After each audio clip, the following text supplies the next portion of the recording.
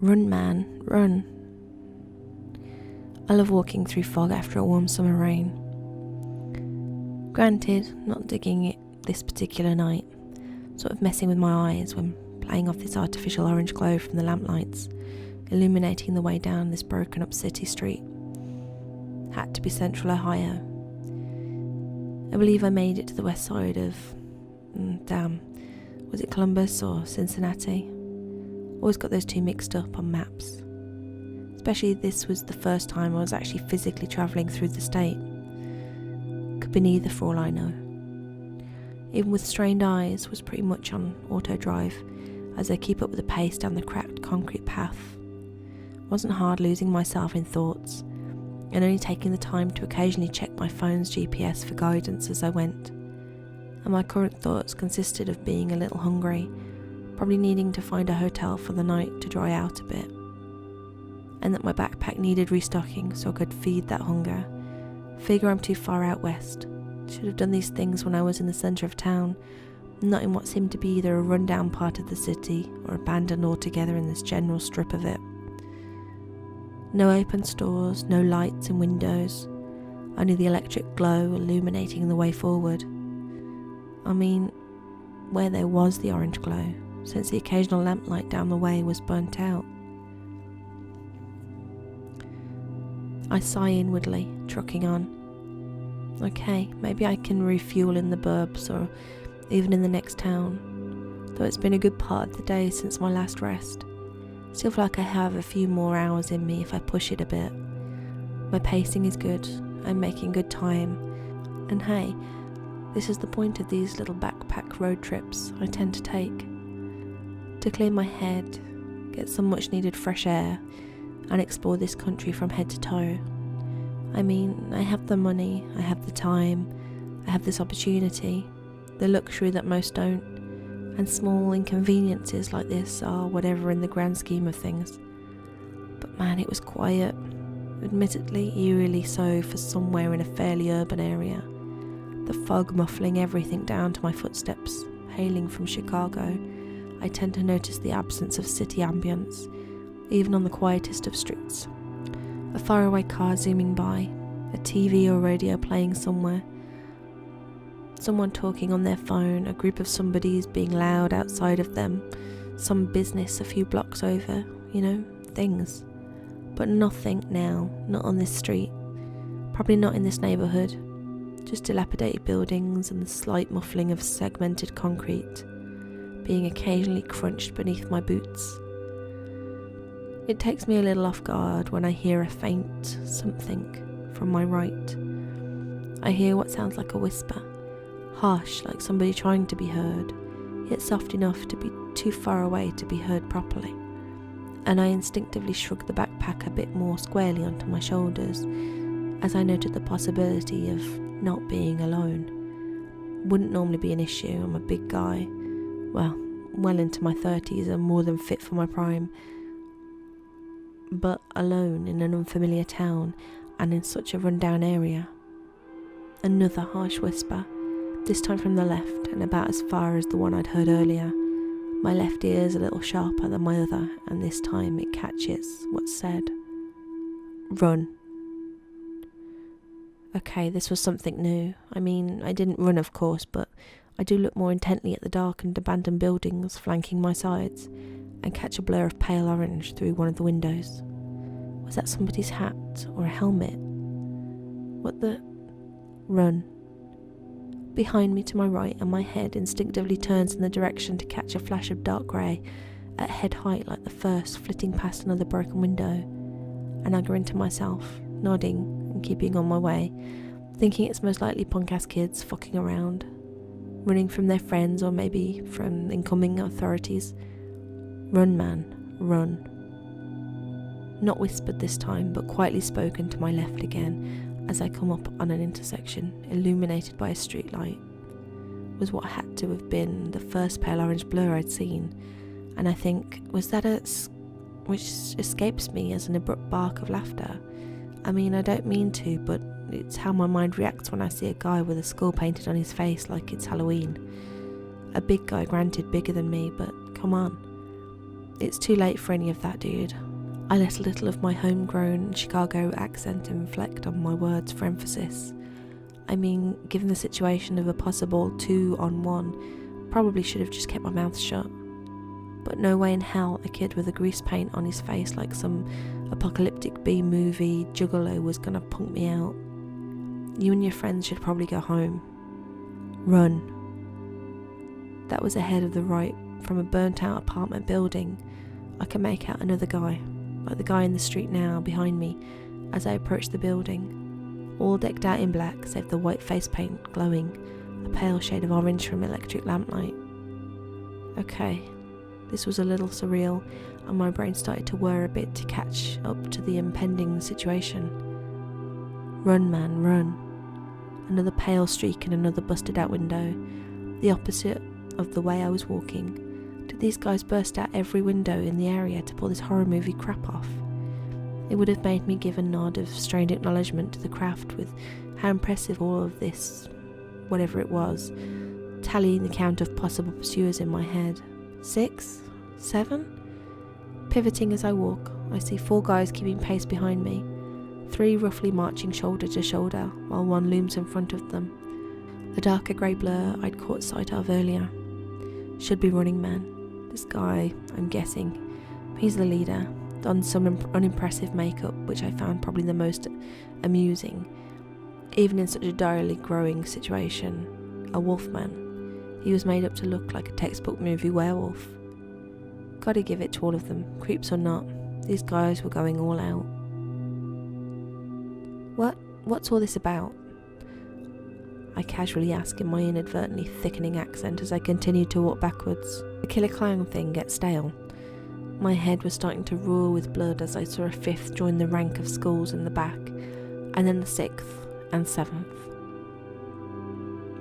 That got me to turn around, and while not particularly running, I do humour them with turning my walk into a brisk jog. And they start after me, seemingly in unison, as their combined footfalls seem to cut through the fog in slightly muffled waves of thumps. The blood pumping in my ears gets me to focus on my breathing as I assess the situation.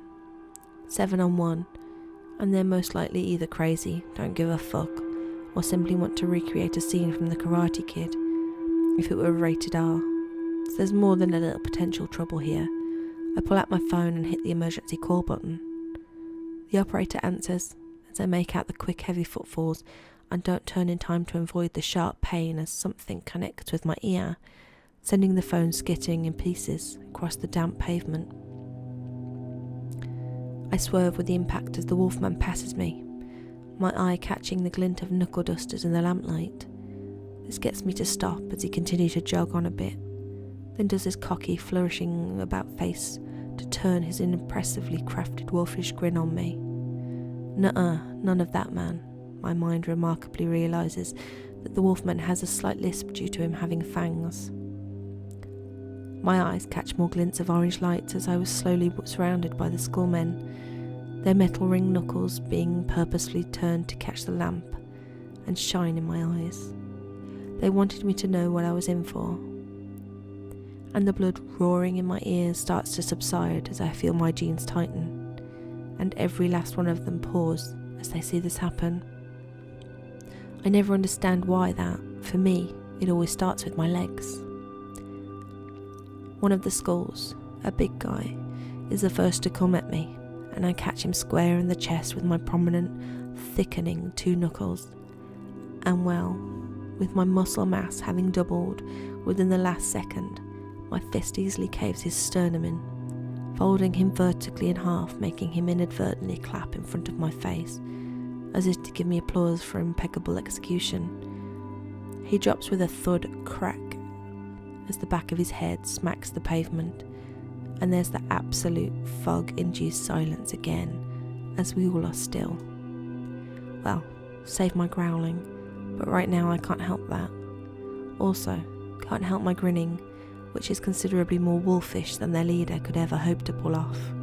I drop my bag and bunt it into the nearby weed-infested lawn, as they then see it's my turn to blur. There's a thunk and a warm spray as my thickened claws catch a pivoting skullman by the shoulder, tearing it clear off.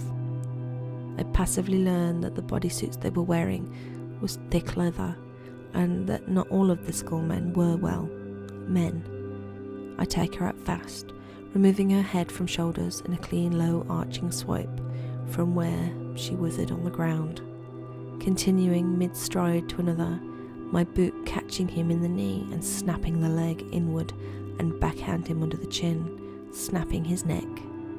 Shit, probably shattering his spine. One actually tried to swing, not realising that now, no matter how fast they think they are, it's all slow motion to me when I'm like this. His black knuckles whiffing where my head was and catching claws to the throat. I saw that the scores now that were left decided to book it, and the smallest of them catches the body of one I've just killed as I flung it in full force, going by the surprise squeal as the much huger torso folding them in half as it connects with their spine.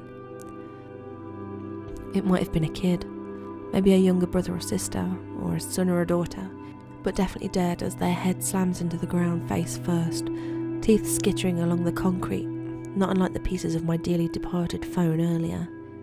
My voice isn't much deeper, even in this state. I'll never be a baritone, and the other two schools are far gone. I mean, I can catch them, but I want them to try and explain this mess to the police, or tell it to their Halloween hood-rat friends, or whatever they'll end up doing. But man, does my voice carry, and I only want one specific guy to hear it. Should have let me call the cops, would have saved me a trip to the mall the next town up for a new jacket. My hulking form slowly towered over the petrified guy in the werewolf get-up, his eyes bugging out, letting me just now notice the yellow contacts, mouth comically wide open with his designer fangs exposed. Cupping his jaw in my huge palms and bringing my elongated muzzle to his painted nose, my eyes trained on his, I do try to make my face as sympathetic as possible. Raising my brows, making my eyes big, grinning a bit, but I feel him shake. I smell the piss now coursing down his leather-clad legs, and I mean, I do feel a little sorry for the guy, I do. Oh nah, come on man, hey. Trying to watch my strength, I slap his fake furred cheek slightly, until his eyes seem to focus a little bit. Letting go of his face, I back off a little, pacing my arms on my knees in a slight squat, keeping my eyes trained on his and playing up my Chicago dialect to a comedic degree, or trying to keep a light expression on my admittedly monstrous lupine face. I hope to break his stupor as I whisper, "Run, Wolfman, run." He takes an unsure step back, another, and then another, trying to pivot at the same time, and instead landing on his hands and knees. I wait till he stumbles up, his arms pinwheeling a bit as he starts to wail down the long, abandoned street littered with more than a few of his dead colleagues, and I earnestly give him to the count of 3, before, in a flash, my claws tear into his back, along the spine, as I rip in, and then parting his body into halves.